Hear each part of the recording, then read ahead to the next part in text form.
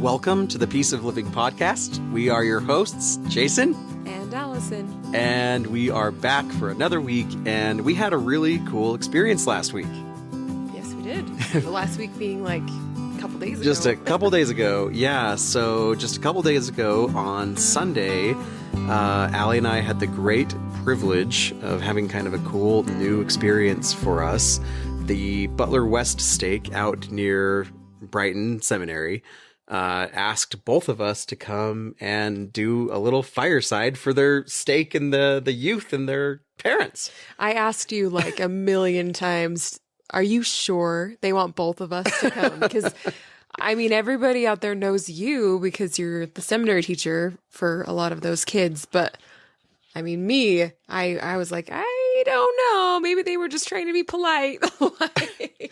I was trying to get out of it. I think they just really wanted you, but they were like, yeah, we better ask Brother Bell to come along. That makes total sense. The woman that they know nothing about. Well, it was pretty cool. So one of the members of the stake presidency, such a great guy, has been such a wonderful supporter of our institute class on Wednesday nights, and he's brought food so many times and even stayed for the class with his wife. They're such wonderful people. I love the Butchers so much.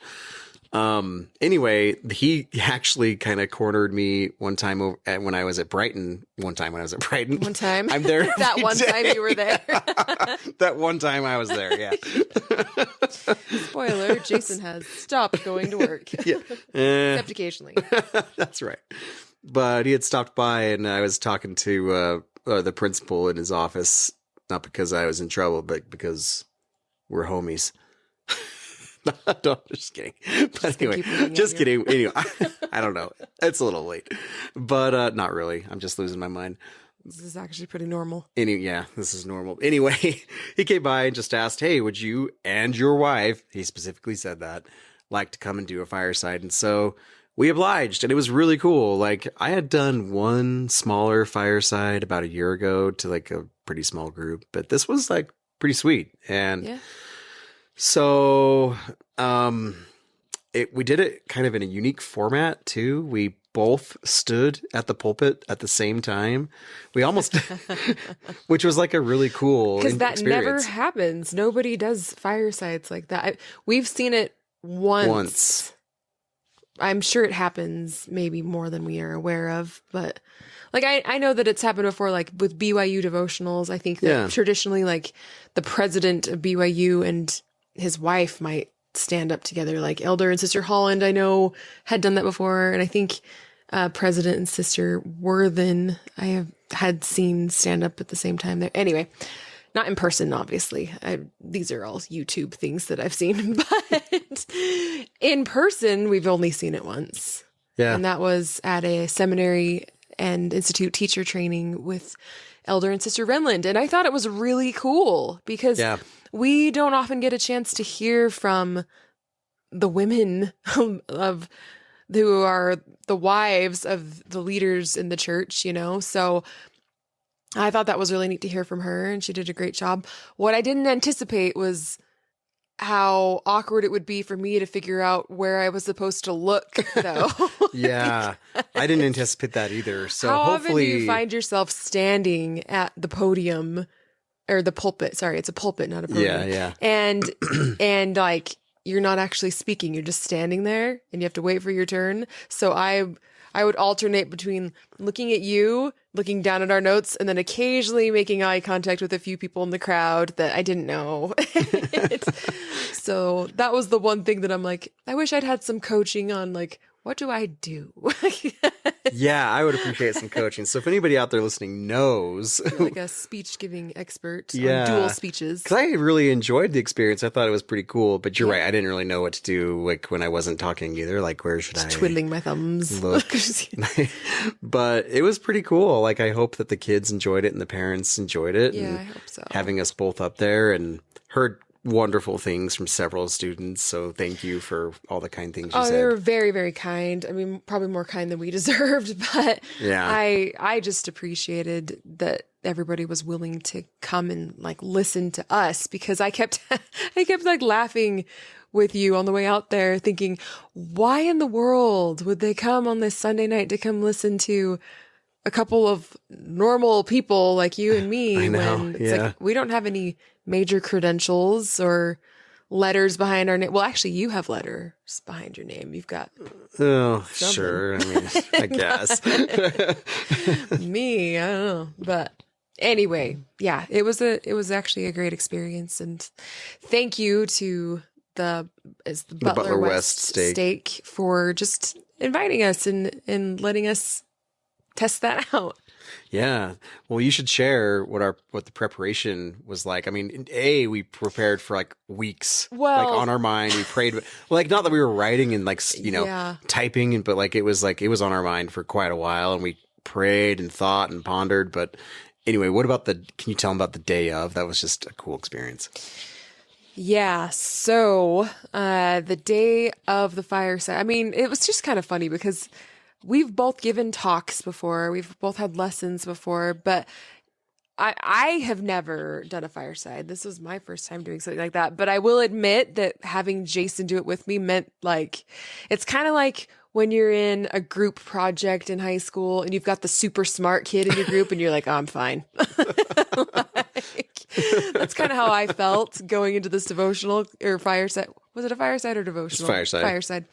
And so I surprisingly was not very nervous about it, because I'm like, well, if Jason's standing next to me, it's going to be great, because he seriously can do no wrong. But anyway, on the day of, it was a very busy Sunday for us, because in addition to going to church, our regular like 2-hour meetings, we are also in charge. I say we, but it's mostly Jason who does it. But I did help on this past Sunday. Yeah, that was great. We split it. We teach we've mentioned before, the stake mission and life prep class for high school seniors and juniors. And so we had that lesson to prepare, and we thought, well, okay, let's kind of put together some thoughts for the fireside, and we will kind of test it out on our mission life prep kids. So we sat down and we like had all these ideas come to us, and it flowed pretty easily. It was cool. Once we actually really sat cool. down and put pen to paper, the ideas came really naturally. So that was a cool experience. But then the funny thing was, when we went to do it for our class in the afternoon, it was good. Like, the class was good. It was solid. But we kind of both left with the same feeling, and it was that they only really needed one part of what we taught. Yeah. So we tried to take that part, the part that resonated the most with our students in that moment, and we decided just to kind of expand on that one idea. And so that's what we tried to do for the fireside, and I hope it came through clear. I mean, I guess there were still little things sprinkled in and through there, but I don't know. It's also funny though, because in the feedback that we've gotten from people that attended, from like friends that we've known and people, it's all been like different stuff. Like, oh, when you said this, that was exactly what I needed, or this part was my favorite part, and it was nothing at all like what we expected. Yeah. So it's crazy. It's just funny. It's an interesting like commentary on just like teaching the gospel, like in general. Cause like, first of all, it went, well, even like for our mission life prep class, like even that direction was very different from what we had even originally talked about. Even like the day before, we were thinking of like something different. Sunday rolled around, that kind of changed. And then after the class, it changed even more. And it totally went a direction that I wasn't even thinking of. And then, like Allie said, the takeaways, at least from the people we talked to, most of the takeaways were wildly different than anything that I had anticipated. Right. Which just underscores that the Spirit really is the teacher. And last week we kind of commented in the podcast on like teaching like Jesus.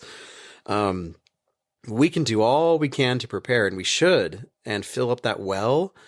But at the end of the day, I think we were talking about this on the way home. I think it was on the way home anyway, but teaching, especially the gospel, I feel like it is teaching principles and having conversations and all that.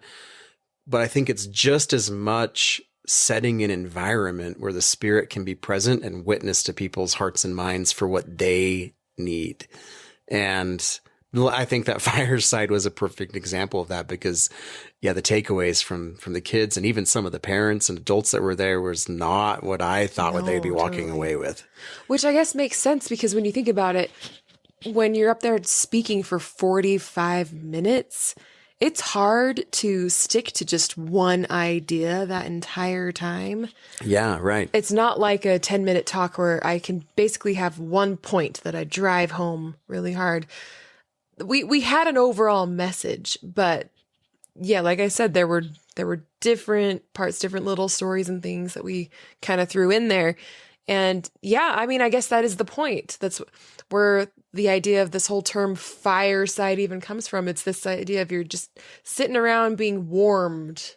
Ooh, yeah, I like that. And yeah, I like that a lot. So kind of a funny way to say that. That's cool. But so just that they were in that environment where they could feel something, and hopefully that's cool. Whoever attended heard what they needed. Yeah. So again, we just wanted to, just say thank you to the Butler West Stake if any of them are listening, and just we are very grateful for that experience. We're not very well experienced giving firesides, but we hope that I liked that. I hope that you felt, warmed by the Spirit that night in whatever way you needed. And we just appreciate you having us out. Yes, thank you so much. And so for the rest of this episode, we actually would like to share that fireside that we gave. And we recorded it. And so we just wanted to, again, just share what we said. And hopefully the result is the same for you. Maybe you have some thoughts and ideas that come to you that are unrelated or related to what we're saying. But regardless, we hope that you enjoy it. And we love hearing from you, as we always say. So please reach out, send us a message, a text, whatever. We would love to hear your thoughts. Yeah. Any feedback that you have, we'd love to hear it. And we would love to have more guests on. We're working on getting several scheduled that we've spoken to. So you can look forward to that in the near future. And please, in the meantime, should share, subscribe, and all of that stuff. We really appreciate it. And just, we literally pray every time that we record a podcast that this will reach the people it needs to, but it's mostly going to reach the people it needs to by people sharing it. So we really appreciate you doing that. Thank you. Okay. So we're going to do this together. And I just want to give a quick plug. It's so cool by the way, to see so many of you. It feels like, I feel like more at home with these kids than I do like in our own home. In our own home with my own kids. No, man, we love you guys so much. I hope that you can feel that tonight, and I hope you can feel that in our classes together. But I want to just give a quick plug. We mentioned, or the tabernacle was mentioned, and we had that come to Bountiful last year, and it's a really cool experience. Like, genuinely, you should go check it out. It's a wonderful shadow and type of the temple today. And as was testified, you'll feel the Spirit there. It's really cool. Now, I also have to give a plug for the FSY conference. We were in a training with Elder Lund, the General Young Men's president, not too long ago. And so some interesting things I just want to throw out there. I know there's some kids here that are 12, 13. Maybe you're not into seminary yet, but I just want to say this. The church has done some interesting studies over the last 20 years of the impact of different programs in the church and their impact on youth specifically. And what they found over the course of those 20-year studies is that the number one program that has the most impact on students, on youth and young adults, is actually seminary and institute. And so obviously take it, right? But secondly, the second most impactful program was EFY, or now FSY. And when we were in this training with Elder Lund, he was saying he was actually quoting President Nelson, and President Nelson said, I hope that parents and leaders catch the vision of FSY, and I would hope that they would be willing to walk through fire to get their youth there. That's exactly what he said. Walk through fire to get there. It's that good, like Holland testified. It's such a great program. Anyway, guys, we're here to talk tonight. We're so excited to be with you.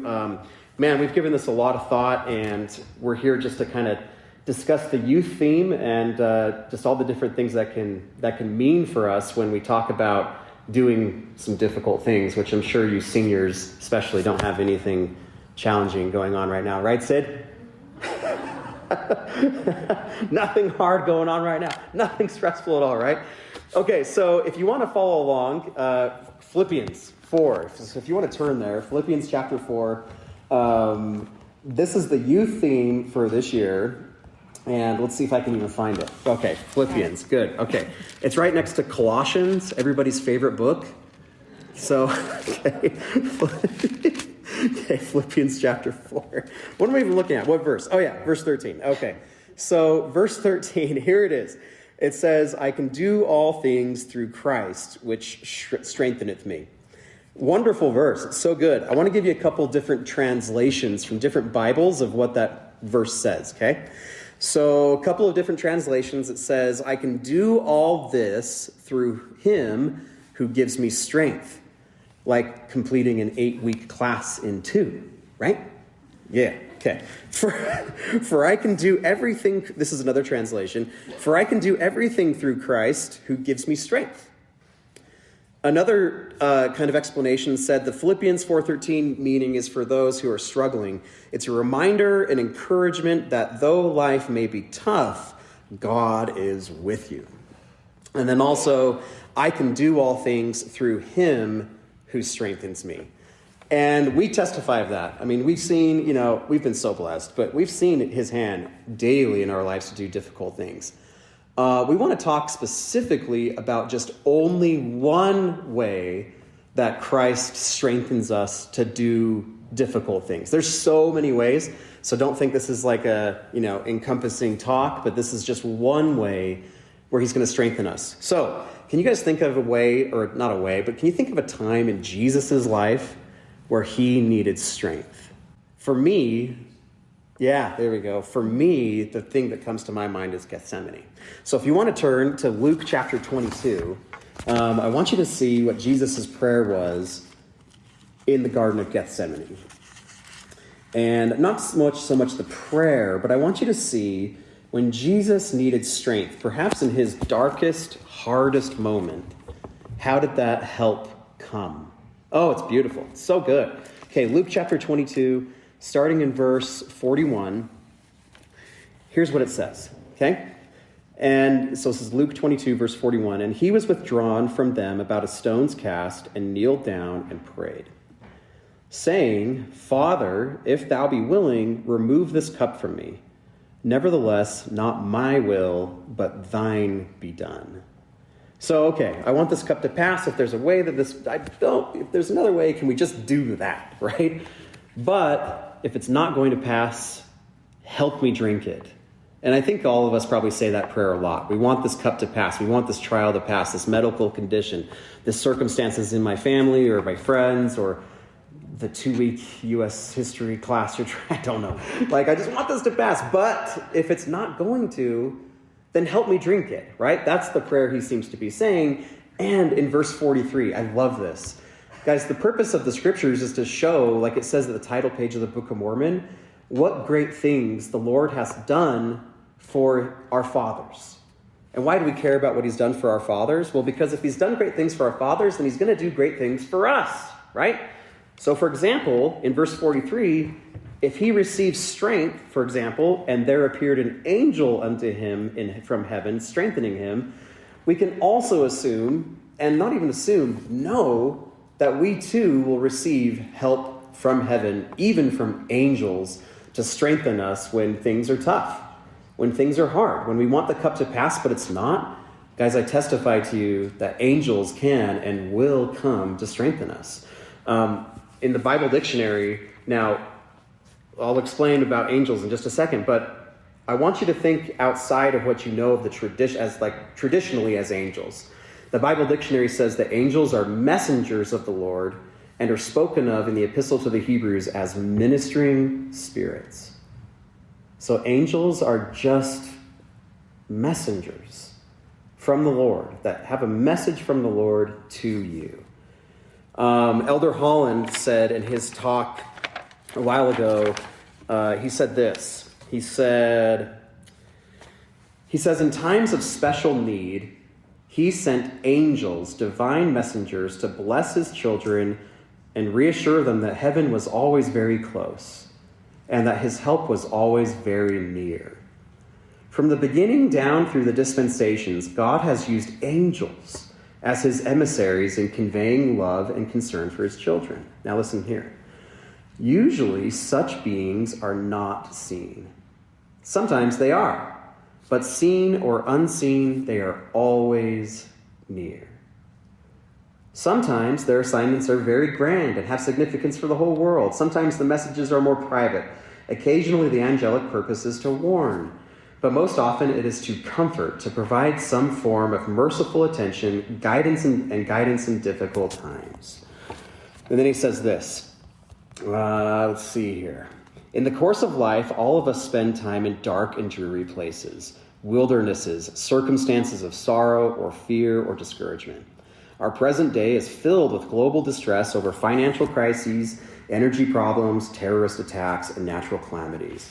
These translate into individual and family concerns not only about homes in which to live and of food available to eat, but also about the ultimate safety and well-being of our children and latter-day prophecies of our planet. And he keeps going. In other words, saying that even when Jesus was tempted by Satan, angels came and ministered unto him.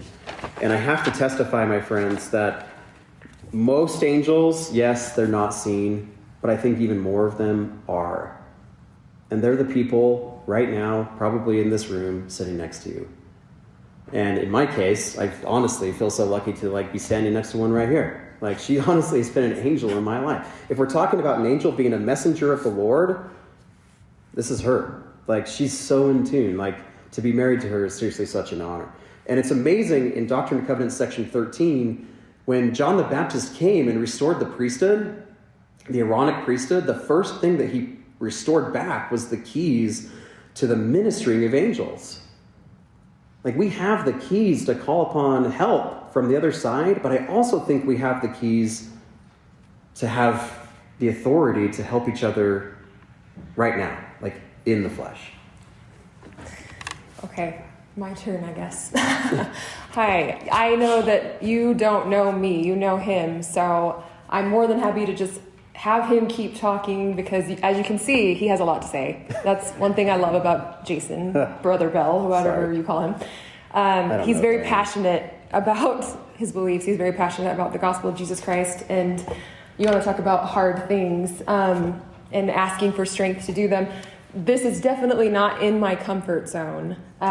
In fact, right before we came here, I was bending down to give our little 4-year-old, I gave my 7-year-old a kiss goodbye, and then I bent down to give my 4-year-old a kiss goodbye, and she chose that exact moment to jump up, and so she went bam right into my mouth, and you can't really tell from up here, but she gave me a nice fat lip, and I was just holding ice to my mouth the whole drive out here. So I was very tempted just to sit down and let you take it, but since you said those nice things about me, I guess I better contribute. That's right.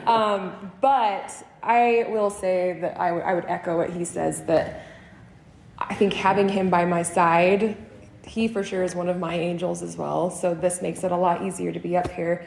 Normally we're in our basement, in our pajamas, recording a podcast, and we don't have an audience. So we just decided, we're just going to pretend like we're in our basement recording a podcast right now. We should have just come in pajamas, in hindsight. That'd be great.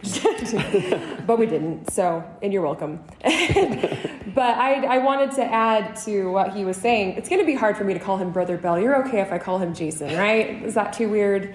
Okay, it's my name. My husband, he mentioned, and I have a really strong testimony about this, about the angels that surround us in our lives, and how it's not by coincidence that you are in the families that you're in the classes that you're in, that you have the friends that you have, the missions you're going to go on, and the people you'll meet. All of this is by divine design. And I know that each of us probably has had that experience where, you're listening to a talk or a podcast, or you're just chatting with somebody, and you say to them, wow, what you said, that was just what I needed to hear. And I believe that when someone says that to somebody, it's because that person was inspired to share what that person needed to hear. They were inspired from Heavenly Father, who knew what they needed. And we have scriptural evidence of that. In 2 Nephi chapter 32, verse 3, this is one of my favorite scriptures. It says, "Angels speak by the power of the Holy Ghost. Wherefore they speak the words of Christ. Wherefore I said unto you, feast upon the words of Christ. For behold, the words of Christ will tell you all things what you should do." So I love that our theme is that we can do all things through Christ, and that his words will show us all the things that we should do, and that we hear those words through angels, which is, Brother Bell explained, it can be anyone. It can be the scriptures themselves, or it can be the people around us. So like when your buddy or someone says something that resonates with you, take that as a message directly from Heavenly Father who knows you.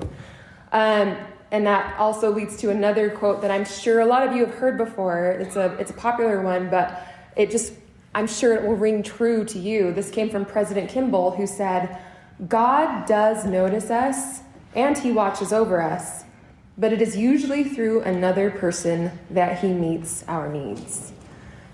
I'm sure each of us in this audience can think of times when somebody came to our rescue when we needed them. And I just wanted to talk about why that's the case. And this is when I need your help. Who are maybe two kids in your audience? Because I don't know anybody's names. Nathan. With both. Hi, Nathan. Sydney. Nathan and Sydney. There's Connor back there. Sydney. And Connor. Okay. I feel like we've picked on Sydney a lot lately, yeah. So we'll let you pick on Connor. Well, I'll pick on Connor and Nathan. You don't have to do anything. I'm just using your names, so no worries. So let's say that Nathan has this really pressing need, and he's praying to Heavenly Father so hard to get an answer to this prayer because he's going through this challenging time.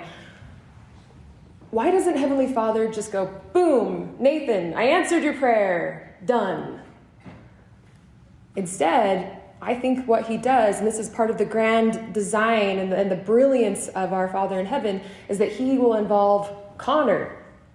He's going to say, I can answer Nathan's prayer, or I can multiply the effect of this by involving Connor, and I'm going to have Connor be the answer to Nathan's prayer. I'm going to involve him. I'm going to send him his way and give him the words that he needs to say.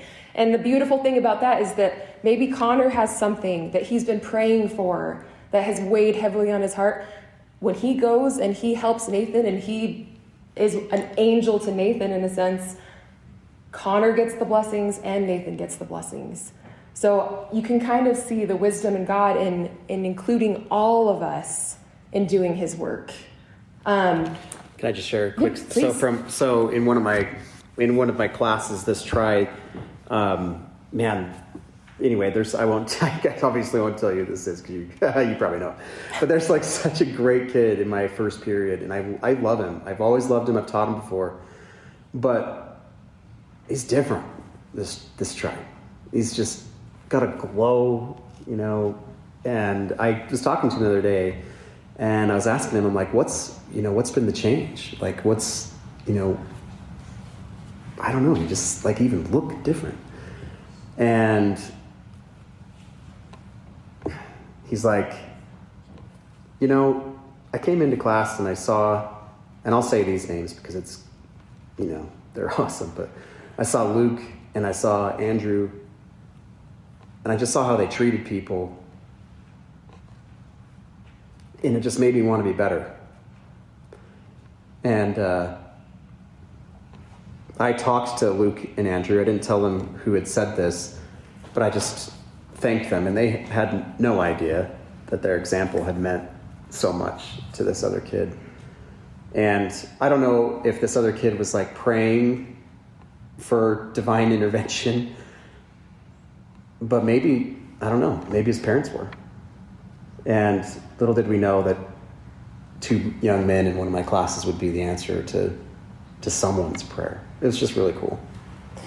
I'm sure there's tons of more examples that you could share. You have to know, like, he genuinely loves you guys. There's nothing, I mean, he loves his family for sure, but I think second, he loves you guys.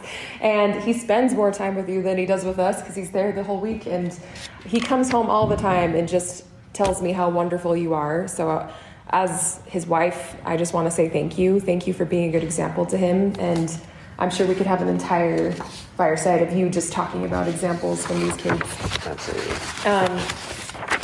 One quote from Elder Maxwell that ties into this idea of us being there for each other and being angels for each other is from way back in 1974. He said this, and this might sound familiar to some of you, but he said, "The same God that placed that star in a precise orbit millennia before it appeared over Bethlehem in celebration of the birth of the babe has given at least equal attention to the placement of each of us in precise human orbits so that we may, if we will, illuminate the landscape of our individual lives so that our light may not only lead others, but warm them as well." And that, it goes back to you are where you are for a reason. And I know that you have your own struggles that you're hoping that God is going to help you through and maybe even just take it away. But more importantly, he wants you to be involved in helping those around you. And the brilliant thing is that by doing that, that is what's going to help you in your struggles and in your trials and anything that you need help with. So one piece of thing. One piece of thing. I'm getting ahead of myself. One scripture that stood out to my mind when I was thinking of, obviously Jesus, incredible, like learning how he received strength when he most needed it. But probably second to Jesus, as the Doctrine and Covenants says, is probably looking at Joseph Smith's example. And one of the things that was said to him in Liberty Jail was this, and we talked about this in Institute just last Wednesday, but the Lord said, "Thy friends do stand by thee." Like, I think a lot of times when we're having a really hard time or going through something or struggling with like an addiction or, behavior or whatever, we kind of just want to hide, like Adam and Eve did. And we maybe just want to bury ourselves, just like stay in our room, not talk to anybody. And we kind of push the people that we love most, our family and friends, out. And I think Joseph is being instructed by the Lord here, like, your friends stand by. They're ready to help. Let them help. Talk to your parents, talk to your family, talk to your friends, because, again, if angels are just messengers of the Lord, those orbits you can't discount. And these orbits that you're in right now, especially in high school, you're never going to, you're surrounded by so many people. Those orbits are on purpose, because why would he just send Alex or whoever or Connor just the answer or the solution to their problem or stop the spiritual storm that's in their life when I can send Melanie or Megan, right, or whoever, because I can trust them. Of course he's going to use you. Like even Jesus in his darkest times needed help from somebody else. We do too. If we're talking about Philippians 4:13 this year and doing all things and being strengthened, we're here for each other. We are here for each other. And hopefully you've seen that in our classes that we've had together. But man, let's just be there for each other and with our families. And thinking of that example, like with Jesus, he's such a great example of this. Remember when John the Baptist got beheaded? Remember, we were all there. Just kidding. No. But he was so sad, right? Like, this is like his best friend. It's his cousin. And if you remember from the story, he had just learned this news. And then immediately after that, all the people start following him around. Like thousands of people. That'd be the worst. Like, leave me alone. I don't want to talk to you right now. And yet, that's exactly what he did. Jesus, like, he could have been like, no, not right now. Like, I'll teach you later. Instead, he turned to them, taught them for like 3 days, and then he fed them the miracle of the 5,000, right? 5 loaves and 2 fishes. I don't think Jesus was doing that just because he was a nice guy. I think he was doing that because he understood principles of happiness. I think he understood that in those moments when I'm hurting and I'm in pain, maybe he can still use me to be an angel, to be a messenger to somebody else. And by doing that, I in turn am healed because I'm doing what Christ would do. It's amazing. Man, there's just so many examples even from my own life that I could shout out. I mean, first of all, I got to say, like, honestly, like, you guys have been angels to me, and I've loved this. Like you heard in our like crazy long bio, right? We're involved in a lot of different things, but like we choose to stay in this because of you. Like you've been angels to me. I just love you guys, and I have all the faith in the world for the future with you. But man, there's been some things like there's been some interactions with friends that have changed my life. One such experience, and some of you have heard this in seminary, so forgive me, but at least the parents might find this interesting. So this is crazy. So I was on my mission one time. I was on one mission. I was on my mission, and I was exactly a year out. I'd just gone from like this rich, nice area near Annapolis in Maryland, and I got sent out into the middle of nowhere in Pennsylvania. Like the town's just like a couple hundred people, mostly trailer parks. A lot of the town couldn't even read. It was crazy. Like I'd never seen anything like this, like in just America, right? And so it was tough. I was with a companion that was like about to go home, and he like didn't want to work. So anyway, we're out there, and I'm just trudging along. It's like July. It's so hot, like 100 degrees, 98% humidity, just sweating, miserable. And I'm out there on the side of this road, this dusty dirt road one time, and the trailers were like a quarter mile apart. So you'd knock on one, get in the car, drive to the next one. And I can hear in the distance like this huge like pack, gang, I don't know, of Harley Davidson, like tons of Harleys, okay? I don't know what you call them, but like the rumble was coming.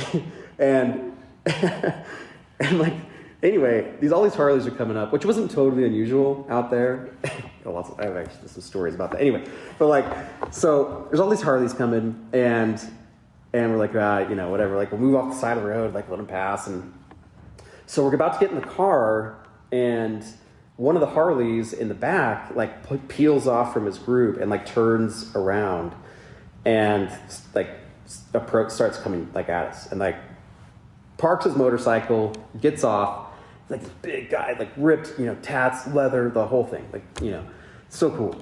And like he's coming toward us, and I'm like, oh great, like what's he gonna say, right? Because we've had like no success. And he's coming toward us, and he goes, and keep in mind, this is the middle of nowhere in Pennsylvania. And he goes, are one of you Jason Bell?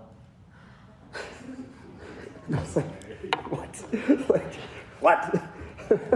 It was like, seriously, it was like Back to the Future 2 at the end.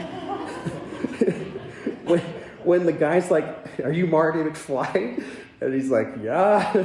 It was just like that. And then the guy said exactly what he said in the movie. He's like, I've got a letter for you. I'm not kidding. This is 100% true. And I'm like, yeah, okay. And so he gets off, he opens his wallet, and there's this little, I should have brought it. There's this little folded up piece of paper that said Elder Jason Bell on it. I was like, what in the world? I was like, what? And he's like, yeah, so we're going cross country on our bikes. And we'd stopped, this was July. They had stopped in October of the previous year in West Yellowstone at like this little shop. And this girl was working there, and she like just struck up a conversation. I don't know, natural thing, whatever, struck up a conversation with him. And she's like, oh, where are you guys headed? And she's like, and they're like, oh, we're going across country. And she's like, okay, well, that's awesome. So my friend's on a mission out east. And she's like, I know it's like a long shot, but if I wrote you a little note for him, would you mind if you saw just by chance 2 guys on the side of the road someday, you should stop because one of them might be my friend. And so this guy put this letter in his wallet and he'd been carrying it around for like 9 months. And sure enough, one day on a hot July summer, there were 2 guys on the side of the road in white shirts and ties, and he stopped. And that little letter changed everything for me in my mission. And it was, again, angels are messengers from the Lord. That little note from my friend who felt inspired just to give him it. I don't know if she felt inspired, she just thought it was a nice thing to do. I don't know. You just never know the impact of the small things that you do. But that changed my mission. From that moment on, I knew it before, but then I knew that God was aware of me. And I could feel confident that he, even if I was in the middle of nowhere in Pennsylvania, that he was looking out for me and that things were going to be okay. And I loved my mission, but that little note changed everything. And it was from a friend. It was just it was an angelic thing. It wasn't Moroni. It wasn't anybody coming down, but I wish I could say it was from me. It wasn't. Got married, but no, it's just some friend. But it was pretty cool. Just incredible. So, I did want to share. So one more thing, and then I'm going to turn it back to Allie here in just a second. But so Joseph Smith, speaking of Joseph, when he was in Liberty Jail, that was the darkest time of his life. Now, what's interesting is that letter, section 121, 122, and 123 are all from the same huge letter. It's several pages long, and excerpts of it have been published as those sections. What's interesting is that if you look at section 121, when he's in verse 1, oh God, where art thou? Joseph is angry at God in that letter because of all the terrible things that had happened to the saints. And he's man, everything's happened. Our children and our wives have suffered so much, the worst you can imagine. And he's pretty angry. What's crazy is that so things kind of turn in section 121 in verse 7, when he finally hears the voice of Jesus, when Jesus says, "My son, peace be unto thy soul. Thine adversity and thine affliction shall be but a small moment." Before that revelation came, you have to hear this. This is so crazy. So here it is. So he wrote this, okay? This was literally the part of the letter he wrote leading up to section or verse 7 when he says, "I heard the Lord say, my son, peace be unto thy soul." This is what happened. This is what happened right before that. He says, "We received some letters last evening, one from Emma, one from Don C. Smith, and one from Bishop Partridge, all breathing a kind and consoling spirit. We were much gratified with their contents. We had been a long time without information, and when we read these letters, they were to our souls as the gentle air is refreshing. But our joy was mingled with grief because of the sufferings of the poor and much injured saints. And we need not say to you that the floodgates of our hearts were lifted and our eyes were a fountain of tears. But those who have not been enclosed in the walls of prison without cause or provocation can have but little idea how sweet the voice of a friend is. One token of friendship from any source whatever awakens and calls into action every sympathetic feeling. It brings up in an instant everything that is past. It seizes the present with the avidity of lightning. It grasps after the future with the fierceness of a tiger. It moves the mind backward and forward from one thing to another until finally all enmity, malice, and hatred and past differences, misunderstandings, and mismanagements are slain victorious at the feet of hope. And when the heart is sufficiently contrite, then the voice of inspiration steals along and whispers, "My son, peace be unto thy soul. Thine adversity and thine afflictions shall be but a small moment." The thing that made the difference for Joseph. He was in this bitter, angry state. Angry with God. These circumstances are terrible. Why am I here? I've done everything right you've told me to do. This is awful. My wife hasn't seen. The thing that made the difference for him, guys, was the sweet voice of a friend. He was not able to receive that revelation until those letters from their friends and from his wife came. Don't discount the orbits that you are in. God will use you to be answers to other people's prayers, and by extension, almost be an answer to your own. Don't discount those orbits. It made all the difference for Joseph, and the sweet voice of a friend. You can do all things through Christ who strengtheneth you. It'll be the same for you. The sweet, just send the text, do the nice thing, whatever it takes. Don't you love how passionate he gets? It's like I can feel the flames coming off of him. There's heat right here. I don't normally wear a jacket, so you want to take it off, it's not used to this. So I thought I might tell you a little bit about us in high school, since you heard from our bio that he didn't know me at all. I did know. Super cute. I did know. Anyway. No, you didn't. No, so he was the grade ahead of me in school. And it was kind of funny because we talk about orbits, but sometimes I feel like God, in his divine wisdom, almost keeps us away from people at certain times too. Because I think it's funny, we grew up in the same stake, different wards.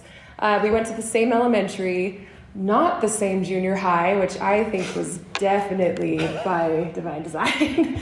And then we went to the same high school. And we could not have been more different in high school, honestly. This won't surprise you at all. Brother Bell, Jason, whoever, he was Mr. like totally involved in everything. He was a student body officer. He did band, he did, what else? Just list your credentials. What were they? They just go on. I don't know. Band, choir, track, and then of course cross-country. he was seminary class president. We were in seminary together. Yes. The only class we ever had. That's what he doesn't remember me from. That was a terrible president. But, so bad. But he does remember my best friend, which somehow he thinks is a consolation. But anyway, like, we were out with some friends last night, and we were driving around Salt Lake, and there were a bunch of kids in prom dresses, and it was cute. Like, I'm sure, have you guys had your prom yet? You have already? Okay. I don't know about everybody in this audience, but I was not one of those girls who got invited to prom. In fact, I never got asked out in high school, guys. I'm just gonna say it. I, totally opposite of him, who was like dating all the time, I didn't have boyfriends, and I didn't have a huge social circle. I was like friends with everybody, but I was not at all what you might call popular, and he totally was. If you had told me in high school that I was gonna marry him, I would have been like, what? That loud blonde guy? So it's just funny how things work out. But I will say this, I had 3 very good friends in high school. Very, very good friends. Only one of them is an active member of the church. The other 2 are not. One of them grew up in the church and she has stopped going since high school. And the other one is atheist. She doesn't go to any church at all, but she is probably the best person that I know. And I know for sure that God put these 3 girls in my life, because he knew, like, maybe I wasn't going to have, like, the social experience that I wanted to have in high school. Maybe I wasn't going to go to all the dances or be popular with the boys or whatever. I wasn't going to have boyfriends in high school. I didn't want boyfriends in high school, though, honestly. There's plenty of time for that. Please take your time. But I just know that I look back at my, like, 15, 16, 17-year-old self, and I just want to thank her and give her a hug. And I'm like, thank you for choosing good friends. Thank you for not being so concerned about being like everybody else and like following the crowd and everything, but just sticking to this group of good influences. Because like, I was kind of joking with him. I had a little bit of a Cinderella moment in high school, because on the day of my senior prom, I spent the whole day helping my brother and sister-in-law move out of their house. So I was like scrubbing floors and cleaning stuff. And I'm like, this is like Cinderella, except I don't have a fairy godmother that's going to show up and like turn me into a princess and whisk me away on a carriage and stuff. But I'm such a nerd. I'm telling you way too much about my life. But I was an avid journaler as a high schooler. And I still remember writing in my journal as a teenager. Like, I didn't go to prom tonight. I spent the whole day cleaning instead. It was like Cinderella, minus the happy ending. But I was like, but I know that it's going to be okay. Like, I'm sure my future husband is going to make up for this. And I had no idea, but he's far surpassed anything that I could have imagined. But I'm very fortunate to have married Jason. But the point here is not that everything works out the way exactly that you want it to.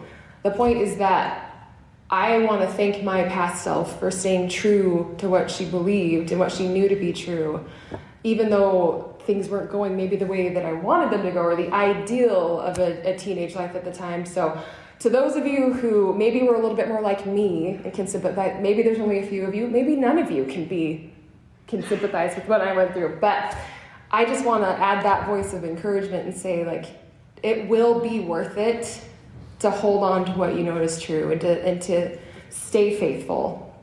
And that the blessings do come, and it may not come in the form of like, you're going to marry someone great someday. Maybe you won't get married someday. I can't make that promise to you, but I do know that whatever your heart desires, if it's a righteous desire, God will grant that eventually. And you will be so thankful for the choices that you make at this age. Yeah, I can certainly testify of the friends that she had and the friends that I had. And not to make this whole thing about friendship, but again, just thinking about even what strengthened Jesus in his darkest moment, it was an angel.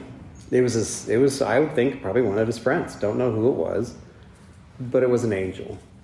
And I just want to also add my testimony to you by the words of Joseph Smith, well, the Lord really, in section 122, again, what can we do for our friends?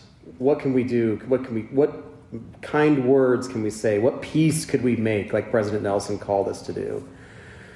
He said this, the Lord said, if thou shouldst be cast into the pit or into the hands of murderers, and the sentence of death passed upon thee, if thou be cast into the deep, if the billowing surge conspire against thee, if fierce winds become thine enemy, if the heavens gather blackness and all the elements combine to hedge up the way, and above all, if the very jaws of hell shall gape open the mouth wide after thee, know thou, my son, that all these things shall give thee experience and shall be for thy good. The Son of Man hath descended below them all. Art thou greater than he?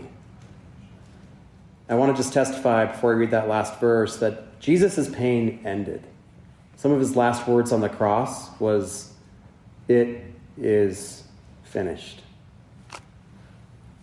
Your pain will end too. It doesn't ever come to stay in the scriptures. It always says it came to pass.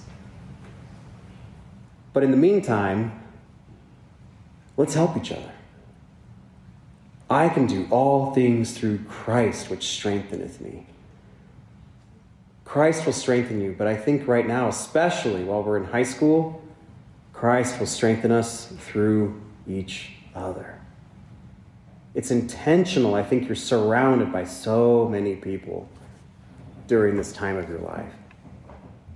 Verse 9, therefore, hold on thy way, and the priesthood shall remain with thee, for their bounds are set, they cannot pass.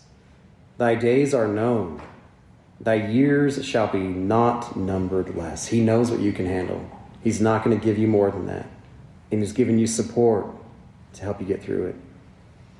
Therefore, fear not what man can do, for God shall be with you forever and ever. Just want to invite you tonight to go and think of maybe someone in your life that you can be an angel for. That may be someone who's been praying for a while to have that cup pass, but it's not. Maybe it's the cup of anxiety, the cup of depression, the cup of addiction, the cup of self-doubt. I don't know. We all want those cups to pass, but sometimes they just don't. And in those moments, strength comes, but I think that strength usually comes through other people, like President Kimball said. He knows our needs, and he usually meets them through other people. So tonight, think of that person And make a plan, honestly, even tonight, to go and be some sort of strength for them. Even if it's just a compliment, a kind word, writing a note, like my friend, how would that even happen 9 months later in the middle of Pennsylvania? You just don't know. Just put it into God's hands and see those miracles happen. And I just wanted to add to that, because sometimes I get caught up into the thinking of like, well, is this an idea that came from me, or is this for the Spirit talking, or is this actually an inspired action that I should take? And I love this story that Sister Michelle Craig shared in her conference talk, Divine Discontent. So she actually was quoting a story that Sister Bonnie D. Parkin, a former Relief Society General President, shared. And it was about this girl named Susan who wanted to make a tie for President Kimball. She says, Susan was a wonderful seamstress. President Spencer W. Kimball lived in her ward. One Sunday, Susan noticed that he had a new suit. Her father had recently brought her some exquisite silk fabric. Susan thought that fabric would make a handsome tie to go with President Kimball's new suit. So on Monday, she made the tie. She wrapped it in tissue paper and walked up the block to President Kimball's home. On her way to the front door, she suddenly stopped and thought, who am I to make a tie for the prophet? He probably has plenty of them. Deciding she had made a mistake, she turned to leave. Just then, Sister Kimball opened the front door and said, oh, Susan. Stumbling all over herself, Susan said, I saw President Kimball in his new suit on Sunday. Dad just bought me some silk from New York, and so I made him a tie. Before Susan could continue, Sister Kimball stopped her, took hold of her shoulders, and said, Susan, never suppress a generous thought. That one line has really helped me. Anytime that I get the idea that I should reach out to somebody, or I should take a treat to someone, or say something to someone after a meeting, like if I liked what they said and I feel like I should go thank them for it. I always, whenever I get tempted to not do something, I just remind myself, never suppress a generous thought. Because I know that that's a tool of the adversary, that if he can stop you in your tracks, then that can prevent blessings from happening. So I just want to echo Brother Bell's challenge to you to be mindful of the orbits that you're in and the good that you can do. And in your own grief and hurting and pain and struggles and what you're going through, turn outward the way that Jesus did, and you'll find that you receive way more blessings that way than if you were just to stay inwardly focused and retreat. So in conclusion, we just want to testify that, like the scripture says, if a child asks for bread, will the father give him a stone? No. The Father only gives bread. 2 Nephi 25 says that everything Jesus does is for our benefit. He doesn't give stones. He only gives bread. So, let's go out and help make those perceived stones that we've been given into bread. Let's help our friends turn them into bread through Jesus Christ in his atonement. We love you, seriously. Like, in my heart, we owe you guys so much. You are angels to us. And it's the reason why I honestly keep going to work, because I love being around you. You've been messengers from God for me. And I will forever be grateful. So thank you. I'll leave that with you in the name of Jesus Christ. Amen. Well, that was our fireside. It was a lot of fun, and definitely hope to have more opportunities if that's God's will in the future, especially with Allie. It was a lot of fun doing that at the same time up there together at the pulpit. And again, just huge thanks to the Butler West Stake and anybody else that has listened to this podcast. So until next time, we'll see you.